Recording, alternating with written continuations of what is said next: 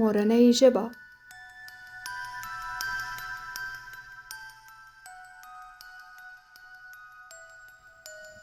پلار په خواشینۍ وویل تا هیڅ هم نه دي زده کړي. د ماشوم سر وځړېد. پلار وویل 4 میاشتې یو عمر دی، خو ته لا په الفبا هم نه پوهېږې. د جامو د ګنډلو د ماشین غږ ودرېد.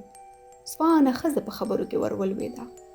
سړیه تر اوسه خو لا په اول صنف کې دی، زده به یې کي. د سړي تندی تریو شو.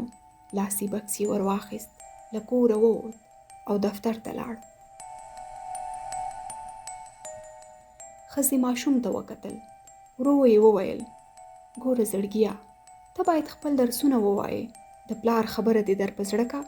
ویل یې چې که په سبقونو کې تکړه وي نو یو ښکلی کوچنی بایسکل درته اخلي. ماشوم په حیرانۍ ورته کتل. ښځې د ماشین لاس ته تاو کړ. ورو یې وویل هله ګرانه، د مکتب وخت دی. هلک بکسې ته لاس ور وغځاوه. بوټونه یې په پښو کړل. د باندې ووت.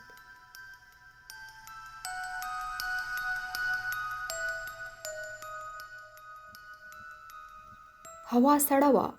ماشوم د سړک پر غاړه ودرېد. موټرونه ګړندي روان ول.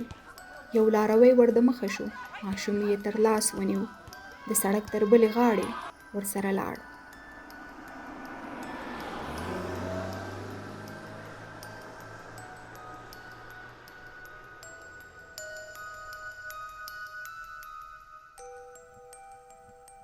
پاو وروسته ماشوم په ټولګي کې و.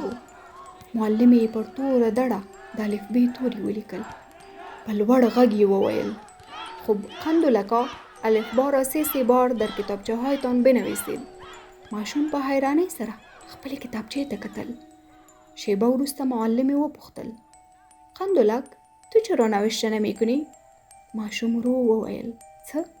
د معلم شونډې وخوځېدې. چې گفتی؟ هلک بیا خپله خبره تکرار کړه. څه وکم؟ معلم یې تندی تریو کړ. بچیم ما پشتو را نمیفهمم، تو چی میگی؟ ولاړه شوه. د یو بل ماشوم تر څنګ ودرېده. په خوشحالۍ یې وویل آفرین بچه لایق، چقدر زود نوشته کړي. د تختې پر سر پر یوه لوی کاغذ لیکل شوي وو په مورنۍ ژبه زده کړه د هر چا حق دی.